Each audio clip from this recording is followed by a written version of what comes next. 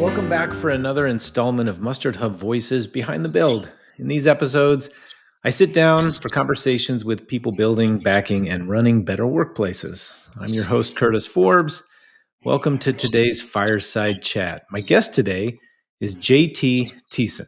JT is a 33-year veteran of the franchise industry, where he's had the good fortune in leading development teams for 18, you heard that right, 18 brands. His passion for franchising stems from the positive transformations that he's witnessed in the lives of his teammates and the franchisees he's put in business, including his mother, brother, sisters, and nephew. He resides in Costa de Casa, California, with his wife and two college-age children. JT, all of my in-laws also are probably neighbors of yours, so I share a love of Southern California. You have such a passion for franchising, so I I think do. before we jump into everything else, where did this passion come from? Like, what brought you to franchising? Oh, it's a long story. I'll try not to go all the way back, but it's interesting. When I went to college, long time ago, there wasn't these classes on franchising that they have now, entrepreneurship or anything along those lines, right?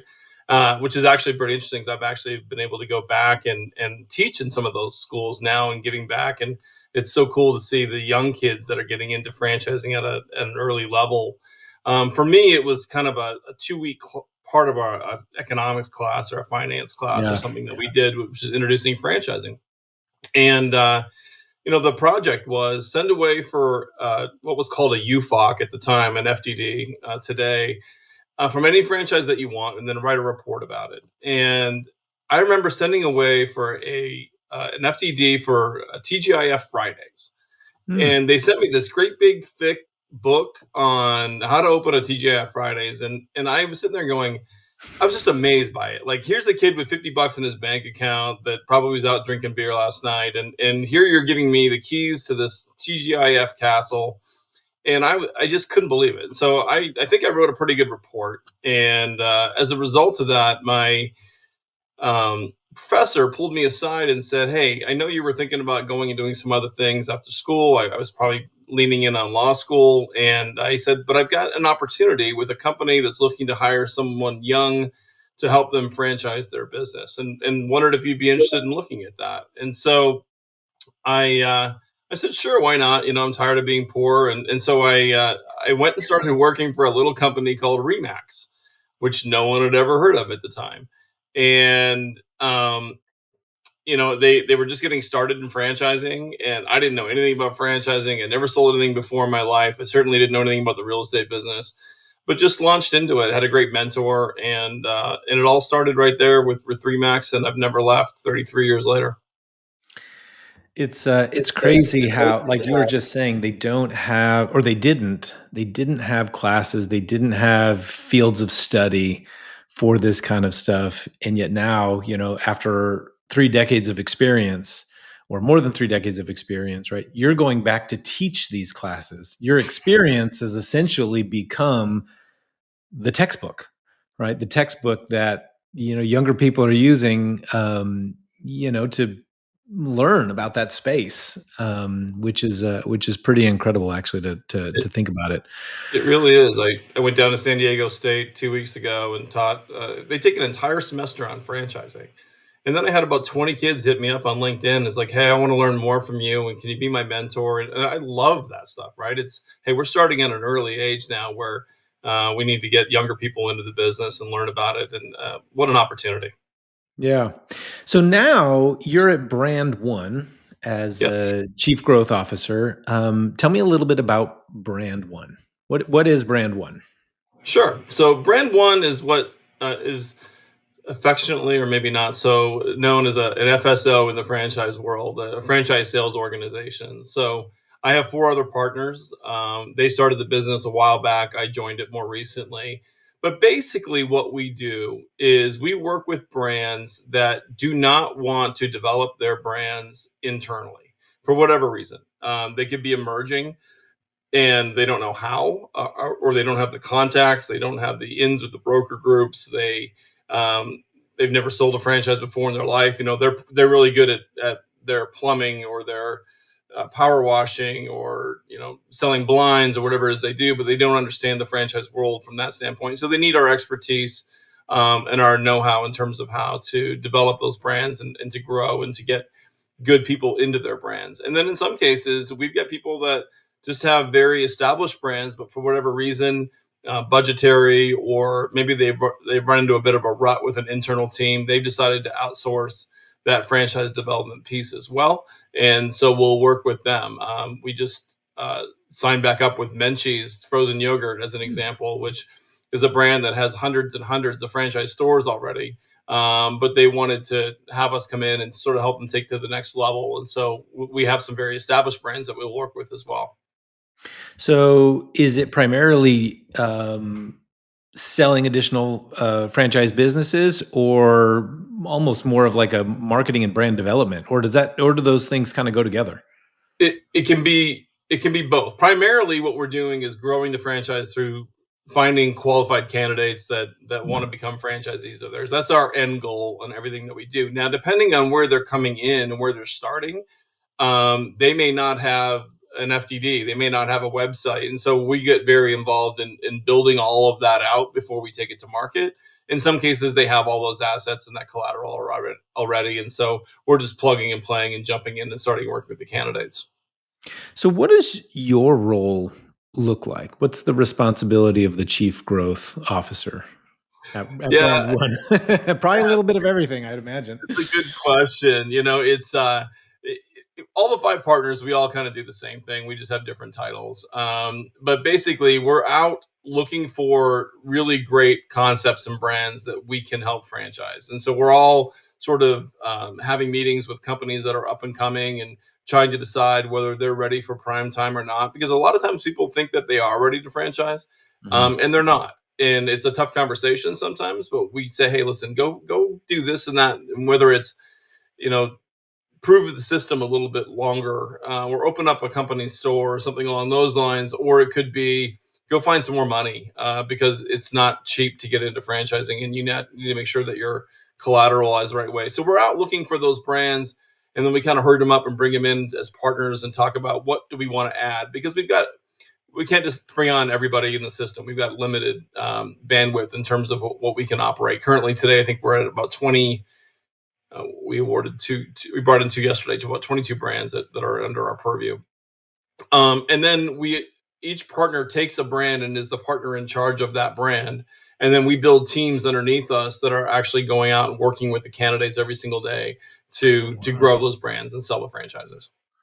Wow. Okay. Tell me a little bit about the brands that brand one represent, if you can. If we don't want to name names, that's okay also. But I am very curious. I mean, it seems like a really diverse portfolio. It is an incredibly diverse portfolio. We are heavy in senior care. We just Mm. are getting ready to launch our fifth senior care brand. But they're all different. Like, we don't want brands that just do the same thing. So we wouldn't bring on a McDonald's and a Burger King as an example. They need to have nuances and differentiation between them. We don't want to have brands competing against each other within our portfolio. We've got Bright Brothers, which is a power washing and holiday lights Mhm. business. We've got Scoop, which is a dog pooping business. Um, we've got Canine, which is a dog grooming business, or a hotel business for pets. We've got all different kinds of things. We've done Sky Zone. Now we've got Menchie. So it's mostly service related, but we do a lot of different things. So we're bringing on a brand. We just added two more today, which are in the beauty side of the business, which I'm going to be running. And so the guys were joking that they're going to change me to the chief beauty officer, because I'm obviously, the poster child for beauty brands. But really missing excited a about. missing a little something. Yeah, You know. yeah. One of them is a hair extension, and I was actually laughing, and they were saying, "Yeah, we actually have something for you if you're interested." And I'm like, "No, I'm good." Oh Like, wow. I, I'm curious. So it makes two thoughts that kind of come of this. Number one, I'm actually, when you mentioned too the dog franchise, or pet based franchises, it made me curious. Do you often look for opportunities where there may be complementary services, where you see, obviously, they're different brands, but being able to work within sort of a similar category where these products and services that that the franchise is promoting happens to be complementary of one another? Is that something that goes into how you choose to work with some things, or does that just happen to be pure happenstance? No, I think that's a bonus if that exists, Bonus. because we do silo these brands. They operate on their own, but if there are synergies that can exist between them, that's even better as far as what we do. We've got a couple brands right now that we're just getting ready to launch that actually have very unique space requirements. They don't need a lot of space, but they need about 800 feet. Well, it's not always easy to find 800 of the right feet in the retail space, and they both need it. And so it's like, well, you guys are really complementary brands. Maybe we can find some places where we've got 1,600 feet or 2,000 feet, There you and go. we can put Okay. you both in. You can split the space. So those types of things we're always thinking about as business people. But sometimes the brands just stand on their own. The other thing that it made me think of as you describe some, whether it's real estate, food service, senior care, in some pet categories, um, had a really great fireside chat with O'Brien McMahon, who from Lockton, who made the statement: every business is a people business, right? We're all in the people business. And as I think of some of these brands, as I think of franchising in general, right? There's so much. It's made up so heavily of frontline workers, right? That are having to interact with people, right? Even though we might be promoting a product or service where we're ultimately, either fixing something, serving something, whatever it happens. Without that side of it, the business falls apart, right? Without the people, without the ability to connect with people. And I'm just kind of curious, as you guys do the vetting, as you make these decisions about the brands that you work with, um, does this factor? Is this a big, typically a big factor in that thought process, or is it primarily just opportunity for growth and differentiation? No, it's a huge factor, and it starts with the founders of these brands and who's the leadership there. We have to know that we're going to be able to work with them and that they're going to provide the support to the people that we're putting in their businesses, right? So that it starts with them, and that's a you could have the greatest concept in the world, but if you're a real jerk to work with and you're going to treat your franchisees that way, that's not something that we're interested in doing. We've got Yeah. too many people that are great that want to work with us. That we don't have room for that. So that is part of the vetting process. And then the other part is the franchisees that we're putting into their systems, right? They have to make sure that they're going to be the kind of people that are helping to lift up that brand and to grow alongside that brand, especially in emerging brands. If you're getting into a brand where there's already 800 franchisees. Like I built a brand called Budget Blinds, which has got well over 1,000 franchisees Oh and yeah. probably 1,600 franchise territories. You can be the 1,602 person in there, and you don't really move the needle much one way or the other if you're not a good fit or along those lines. Obviously, we want to make sure that doesn't happen.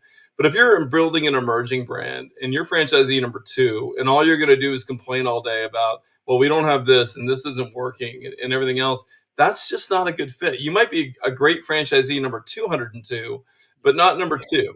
Yeah. We need number two to be like, hey, this isn't working, but I'm all in to figure out how to make this work because Yeah. we're in this together, almost like a partnership in a lot of ways. And so it takes a different type of vetting process for those types of people, but it's all about people. If these aren't just website businesses where because they don't need to franchise website businesses or things like that. People can just do it themselves. The reason why people need to franchise businesses is because we need the people in the local markets that can deliver on that brand promise that you can't do from central headquarters, right? And so it's so important. Which I think underscores, right, the emphasis that franchising isn't isn't an industry but more a distribution channel, right? Just fundamentally speaking. Sure. Um, and it makes me curious, for these franchisors, how do they engage with you? Like, how do you begin to collaborate with the brands? How do you help them? It really starts by understanding. We do a lot of listening, understanding what their why is, what their motivations are, why they have a passion for whatever. Because usually it's a passion play for these people, right? They just love hair extensions because it changed their lives, and they see the smile on women's faces when they get them installed, and that's just the thing that they love to do. And what happens a lot of times, and you have to be careful of, is that the thing that people love to do when it becomes a franchise, they're really good at hair extensions. For example, I'm just picking that out of the, but maybe they're not so good at all the things that you need to do to become a franchisor. Because that can be, you can end up hating hair extensions if you if it's you're dealing with 30 franchisees that are yelling at you every day about them. And so a lot of it is education, listening to their why, understanding what their goals and objectives are, so that we're not growing something faster than it should be.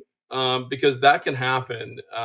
You get somebody that's really excited about their concept, and they say, I just can't wait for the whole world to hear about this. If you can put 100 people in this business in my first year, I'd be all for it. Well, the problem is they don't Mm, have the infrastructure and the capital and yeah, everything else to handle that, right? And so yeah, it's really making sure that we're right sizing that growth model by what they're capable of doing, and then just really preparing them for what the future will lie, and what it looks like as a franchisor having never done that before.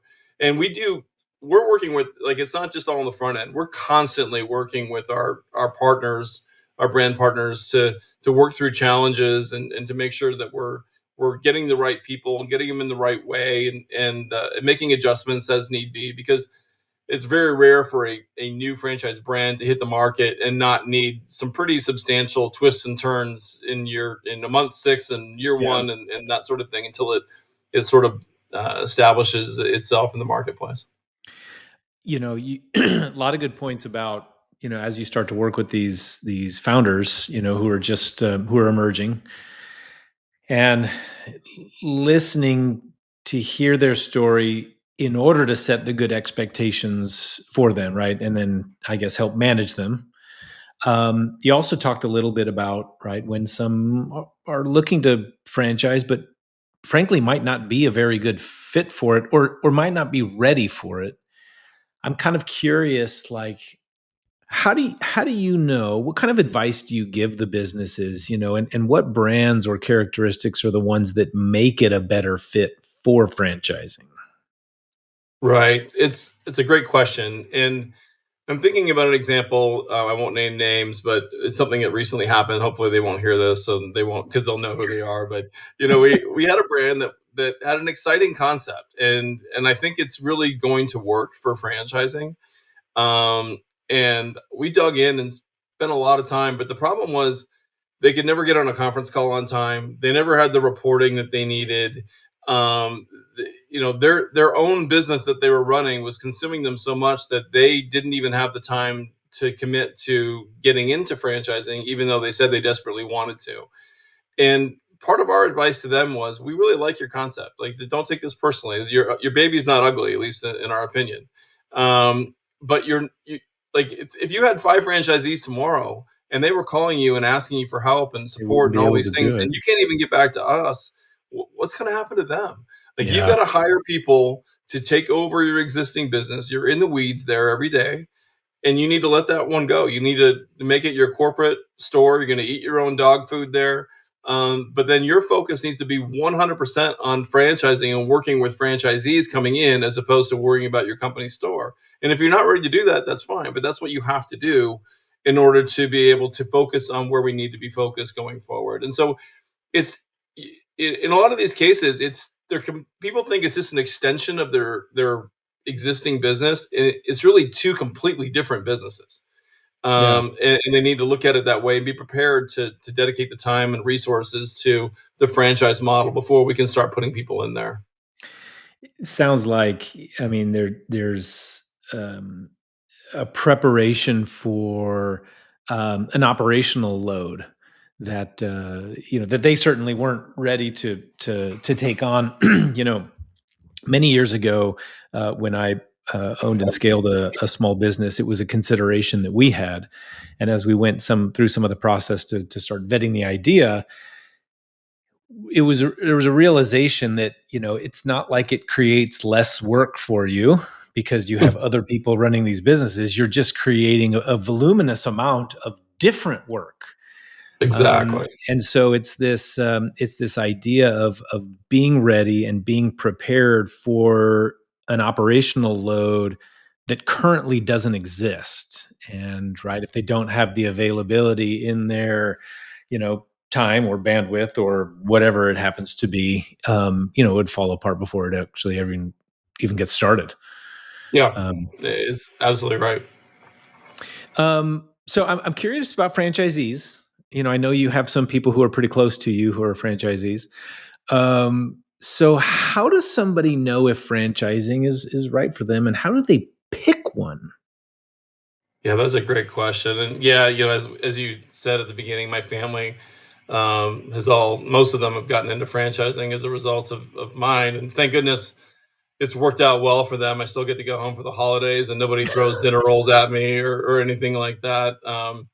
Although we do have to have an egg timer at the kitchen table because I mean we're only allowed to talk about business for so long because then the spouses just check out and they're like, well, Yep. why can't you guys talk about anything else? So we've learned that way. But it's a great question. How does someone know that they're right for franchising? And uh, you know, we build really intentional processes to make sure that people can understand what they're getting into, what the obligations are, what the results will be, and whether this is going to work for them. And I tell people right up front, listen, it's not for everybody. Like, don't feel like you're just not worthy if you're not offered a franchise here. If everyone was their own entrepreneur, no one would ever be around to work for anybody else, right? And Right. sometimes that's the best role for people. Franchising is hard, and that's the thing that I think people get confused about sometimes. They think, oh, I bought a franchise. I'm just going to sit back and wait for the Brinks truck to roll up in the driveway. It's still a lot of hard work to build any kind of business, franchised or not. And this is no exception. The only difference is that what you're paying for is basically a proven uh, playbook, right? And the support and coaching of others, and so that you're not on your own, reinventing the wheel every day. But it still takes a lot of work to do it, and people need to understand that. And it takes courage, especially Right. if you're in an existing 9 to 5 job, and your wife wants to know why you're willing to jump out of a perfectly good airplane that keeps their lifestyle where it is to go do something on your own. It takes courage because these things don't cash flow from day one. You've got to have Right. the capital and the mental fortitude to really do the hard things that are necessary, franchise or not a franchise. um, and so we take people through these tests, and they're not like school tests or anything like that, but just the whole process is built to see how they do working with us. Like if they can't follow a process working with us, what are the chances are that they're going to follow that same process when they become a franchisee? Which is really the number one thing people ask me all the time. Like, what are the things that make franchisees great franchisees? And I will tell you, the number one thing in my mind is the willingness and ability to follow a proven system. And if they can do that with me, then there's a good chance that they'll probably do that when they become a franchisee. Um, when I teach that class at San Diego, I talk to them about, franchising is not looking for entrepreneurs at the franchisee level. We're not. And people go, well, what do you mean? Of course, everyone calls themselves an entrepreneur. And I say, yeah, that's fine. But really what we're looking for is an entrepreneurial spirit. I think about entrepreneurs of people that are constantly trying to break things and reinvent them. I think about, Yeah. Elon Musk is an easy example, right? But he's constantly trying to break things and redo things, and that's not what a franchisee does. A franchisee needs to be willing to come in and say, "Yeah, I may have some ideas of my own, and I'll be willing to give them to the franchisor, and maybe we can add some things to the system. But I need to be okay with you're handing me a checklist of A, B, C, and D, and I'm following that with vigor and professionalism and everything else. But I'm not trying to always reinvent the franchise wheel. That's not what I bought into, and that's what this is all about. So, looking for people that can do that with an entrepreneurial spirit and the drive and professionalism, but not breaking the system at every turn that they can. If that makes sense. No, it makes total sense. I mean, I often talk about, I think, the difference between being an entrepreneur and being entrepreneurial. And I think that you've, articulated actually maybe even better than I could. Because I do think that, franchisees are entrepreneurial, in a lot of ways. 100%. But I would agree with you, about what that, really kind of means to be an entrepreneur. And I think entrepreneurs in their DNA, like you said, I mean, they are looking to, um, solve new problems or even old problems in new ways. Break things. They're comfortable living in an environment of extreme uncertainty, right? Financial uncertainty, operational uncertainty, all of those different things. And a franchise shouldn't have that level of uncertainty. So very different people. Similar word, I guess. Yeah, right. Um, so, but tell me some just before we move on to another topic, some advice to help those new to franchising be successful. You mentioned that you're teaching some classes. I'm curious, what are some of those things that you leave them with, right, for those that may see a future in franchising? Yeah, it's interesting. So you're talking about on the franchisee level? Yeah. Well, Yeah. I mean, maybe either way, folks who may even be small business owners who are looking to, to franchise their business, but maybe haven't even done it yet. Because I imagine you talk with a lot of those folks too. Yeah, well, on that side, people that are looking to get into franchising, it's again, it is hard. It is not an easy road to go. And people who think they hear the stories, right, about the Dave's hot chicken that went from a carton, and 2 years later they're selling for $1 billion. And like, oh, I've got a cart that makes chicken. I can do that too. Those are complete outliers. What they Yeah. don't hear is that it's years and years of super hard work and toil and frustration in some cases. Um, Working with franchisees that are super happy, and at the same time, you get franchisees that are disgruntled or not doing what you want them to do, and you don't understand why they won't follow the plan that you've given them. But those are just people problems, right? And so you have to be prepared to go through a grind, and once you get to the other side of that, though, it's so beautiful in terms of Yeah. how it works and the systems, and the franchisees start policing themselves in a way to say, a franchisee is complaining, but there's 10 others that say, well, that's a you problem, not an our problem, and so you need to get in in with the program, or you need to get out. And so when you get to that level, it becomes really, really beautiful, but it's hard work at the beginning. Yeah. And again, your passion for what you're doing, um, needs to stay strong, but you may look at yourself in the mirror probably once a week and say, what in the heck? Like, I was just somewhere much happier when I was just making pies in my own bakery, and now I'm franchising, and it's I hate pies because Yeah. it just reminds me of all the franchisees that I'm dealing with, right? Yeah. So, I think just making sure that they're properly capitalized too. It's expensive. It's gotten more expensive than ever to get into franchising.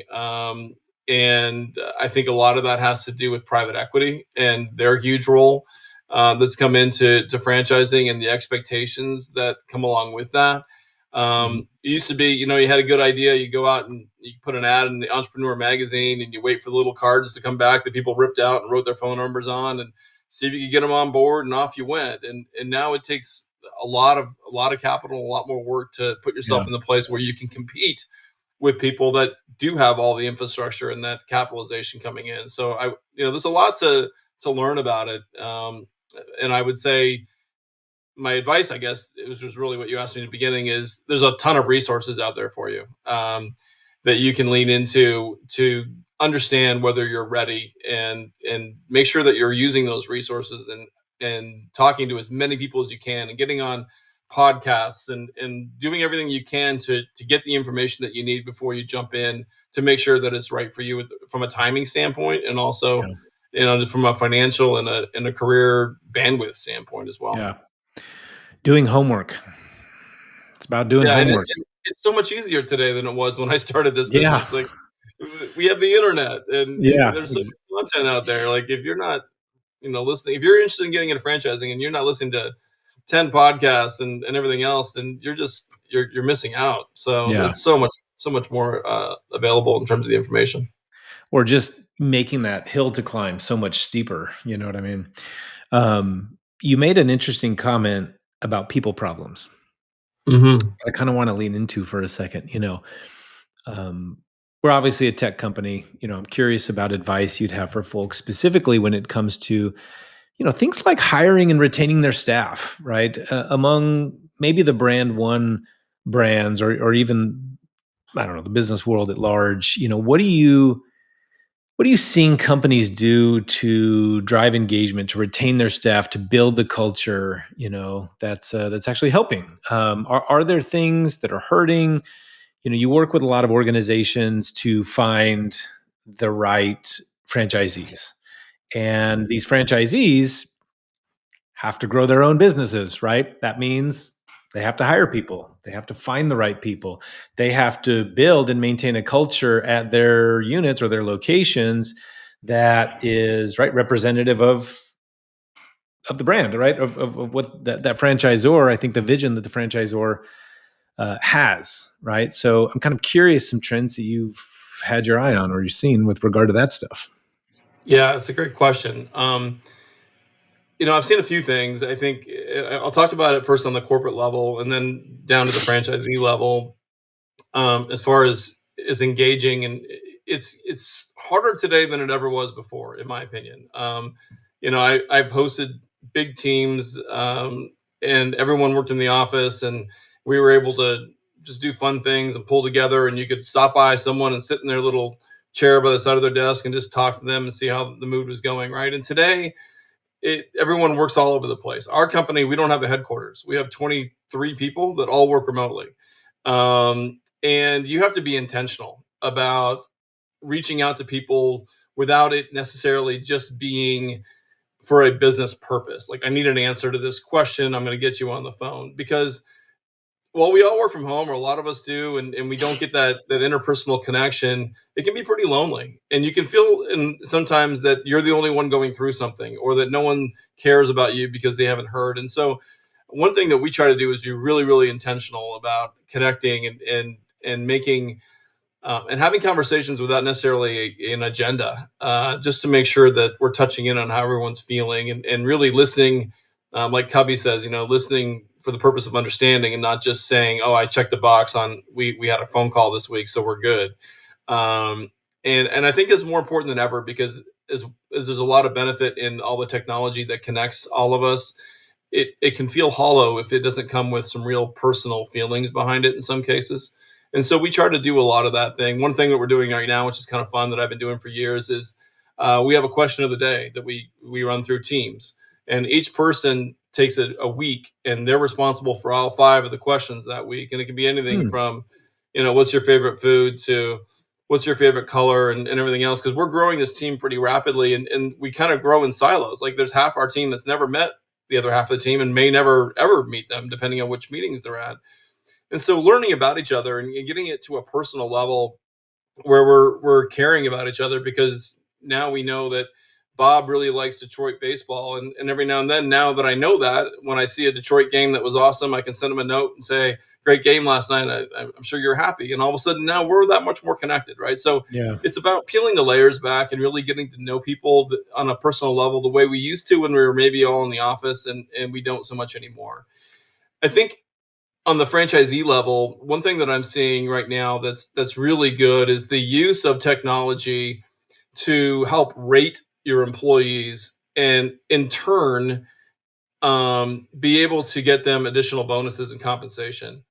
So one brand that I work with, or I used to work with, I'm sorry, they performed a service for a homeowner that was all done via an app, and at the end they'd pay for the app, and then they'd have to rate that entire service. How did I feel about Susie that came today and did this for me?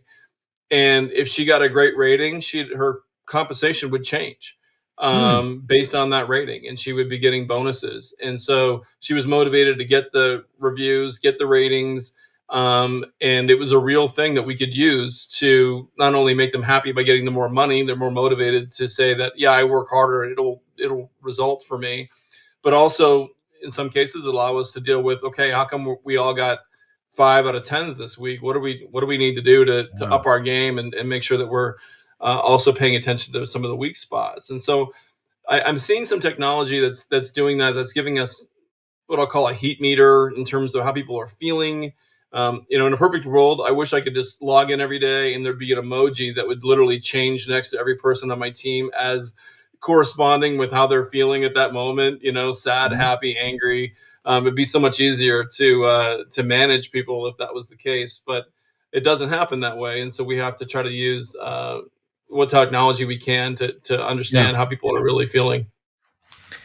Um, I want to drive the conversation towards some of this technology stuff. You made a couple of comments that I kind of want to go back to, and hopefully we'll have even enough time to sort of flesh it all out.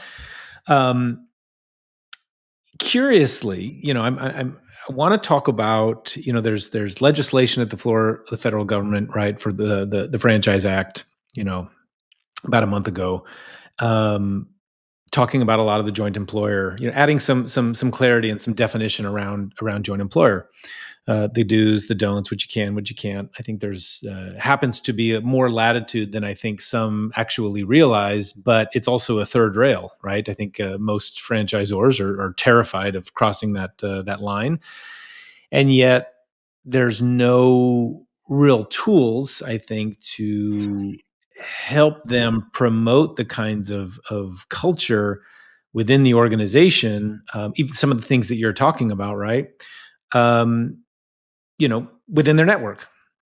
And so I'm just kind of curious, in your mind, there's tons of, HR tech solutions, platforms for recruiting, hiring, onboarding, scheduling, all of these things, many of them that sort of touch that line, maybe don't cross over it entirely.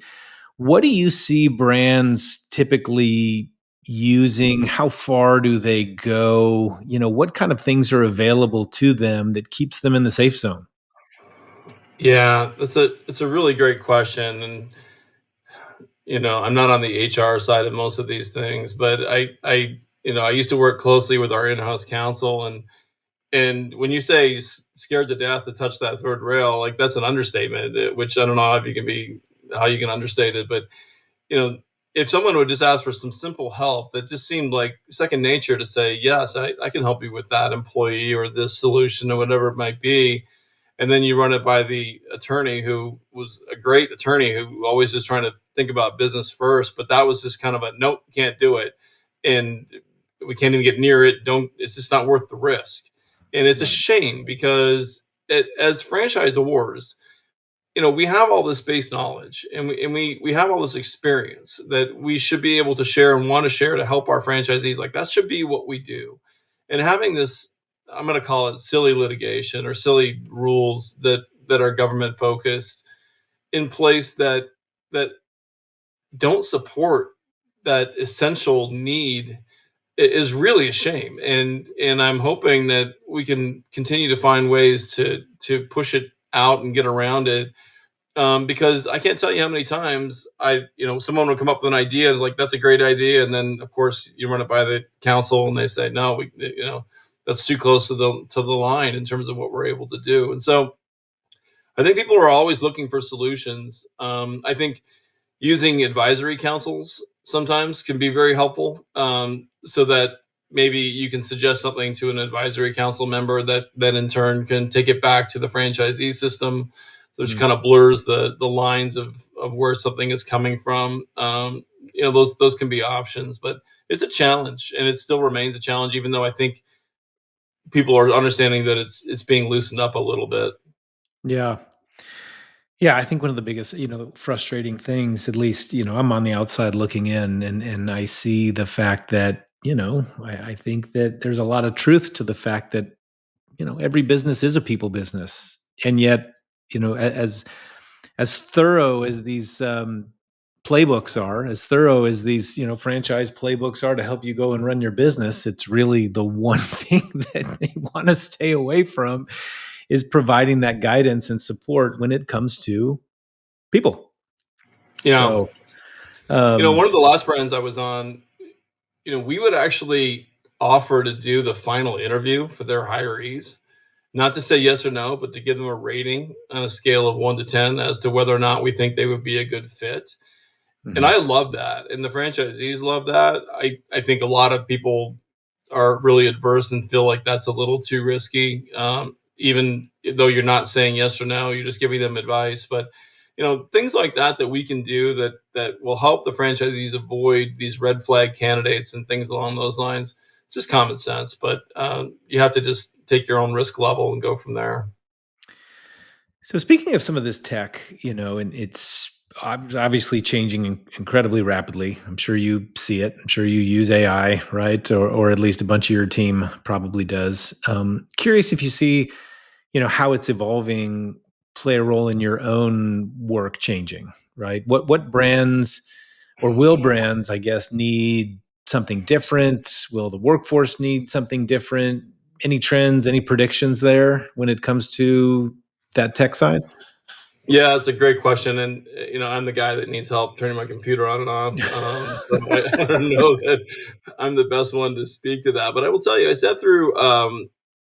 I was at Springboard, which is an annual meeting of people like myself, franchisors, franchisees, everything else, and that's always one of my favorite meetings of the year. And Dan Monahan spent an hour talking to us about AI and where it is and where it's going in the franchise space. And I tell you, my jaw kind of hit the floor, and I walked out of there saying, "We're already so far behind, and if we don't hustle, it's just going to overtake us." And so kudos to him because he's just a genius when it comes to that stuff. But I think it's going to have a huge impact in all levels of our business. I was working with somebody the other day on their disclosure document, and they have this big call center, charge and everything else that they're doing. And I asked them, I said, "Don't you think AI is just going to eliminate this whole thing like pretty shortly?" And they said, "Well, I hadn't even thought about that." And I said, Oh, I wow. think call centers are going to go the way of the Yeah. dinosaurs before too long. And so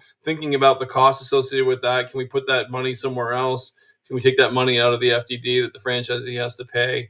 I think there's just a myriad of examples of things that we're so used to doing the old way that now are going to change with AI. And again, I think it's really important for us to help the young people to get into these businesses and learn the skills that they need to be um, to get entry level into franchising. Because I think AI, what I'm seeing from my kids are both in college and all their friends are graduating, and no one has jobs because a Yeah. lot of these entry level jobs that we used to get in and do, where you're running reports and just doing all this menial labor, that's all going away with Yeah. technology, especially with AI. And so we've got to give them a basis to be able to get into something that from a skill set standpoint where they can get out of school and jump right in and learn things. So again, sort of going back to that, but I think yeah, it's going to change a lot. I'm not an expert on it by any shape, but I think there's a lot coming. The um the talent pipeline is definitely it's not that it's drying up because it's not like there's fewer people in the world, but there's a chasm I think that's getting created, right? So, as we have, younger people coming up, and if we're using AI to take all those, entry level jobs, right? There's this chasm between those folks who don't necessarily have the skills or experience, right, to jump to that mid level. And so it becomes incredibly problematic, right, when we need to fill those mid-level roles with folks who simply don't have the experience or didn't have an opportunity to gain it somehow. I love kind It's of so what you true. were yeah, I love what you were talking about in terms of these skills that they're going to have to develop. And I guess I would question, what are those things? Do you see, are there people centric skills that have to be developed? Are there, what are the competencies that tomorrow's leaders are going to have to develop in order to thrive? And maybe there's more than one, but what would you say? Yeah, I think it's two things that come to mind, and I think you need to become these kids. No, not everyone wants to be a techie, but if you don't understand how AI can be used and how it can be used to create efficiencies and everything else, and if you're not somewhat adaptive in that skill set, you're going to struggle if you're a young kid coming out these days because it is where everything is going to go. My son is not a techie, and he's in college, and I go, dude, you got to go take a class on this because you're going to be left completely behind if you're not. When you come out and everyone goes, what are your AI skills? And it's going to be like typing for, back in the 70s. It's going to be, Right. what can you do with AI now, right? Um, but the part that, you know, again, going back to Dan's conversation that he had about AI at that meeting, it's mostly, I don't want to quote him because I can't, but summarize it as like AI is going to do a lot of things for us, but it can't replace us in the personal skills. It can't feel for us, right? It can't recognize and have empathy. It can't have compassion, and that's the thing that in our organization, for example, from a sales standpoint, that's the thing that we need to focus on. And so these younger kids coming in, not the generation is what it is, but they're used to doing so much technology, and everything is a text or a WhatsApp or who knows what, and they don't actually ever talk to anybody. Yeah. And when they come in and talk to me, and I try to have an interview with one of them, or a conversation, it's clear to me that that is the one skill set that's becoming a lost art. It's Being the human. ability to look someone in the eye and Yeah. have a competent conversation with them about, and to listen, and as opposed to, just saying what you want to say and moving on. So I think though you're going to have to be adaptive in AI, and you're going to have to know something about it, or you're going to be lost. But I think the real people that are going to succeed are the ones that really focus on getting back to having actual people skills, Yeah. which is going to be key. Yeah. I would agree 100%. Um, Last question. I always like to kind of wrap up with this. If an entrepreneur, if a franchisee or Zor, comes to you for your, let's say, single most important piece of advice about what they can do better as a leader when it comes to their people, the people they work with, um, and you only had a minute before maybe you're on an elevator and it gets to the top floor and they walk right out the door, what's that one thing that you tell them? I, I've touched on it a couple times already, but it's listening is a skill. It's an Yeah. amazing skill, in my opinion, and so many problems that, as an example, a franchisor has with a franchisee, or vice versa, whatever it might be, can be solved by listening, and and being intentional about listening to understand them, as opposed to listening so that you're just hearing them out, or listening Yeah. to reply, right? Like Covey Yeah. used to say. And I think that's a thing that, I try to put myself in that position as a leader, and I've had people tell me over the years. I've had a lot of people that have just stuck with me over and over, or they leave when I leave and they come with me where I go, which I find is an amazing compliment. And I don't always understand why, but one thing that they will tell me is, you're always listening to me, and you always have my back. And whether I'm right or wrong, you'll at least listen and Yeah. try to help me understand the situation. And I always feel like when I hang up the phone with you, or we get off the Zoom, that that I was heard, I was understood, and that I was important. And I think as leaders, as you were in business, as franchisees or franchisors or wherever we are, that's the one thing that I think is most important, that I would tell people, is really focus in and be intentional about your listening, and the rest gets a lot easier when you can do that. Yeah. I love that. I really, really do. Definitely take that to heart. That was great, JT. Thank you so much for joining me today. I really, really appreciate it. That was fun. I had a great time. Appreciate it. Also, big thanks to all of you for tuning into Mustard Hub Voices Behind the Build.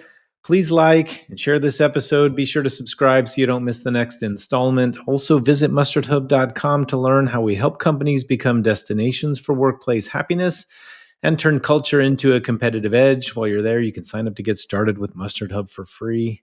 Thanks for joining me. Until next time.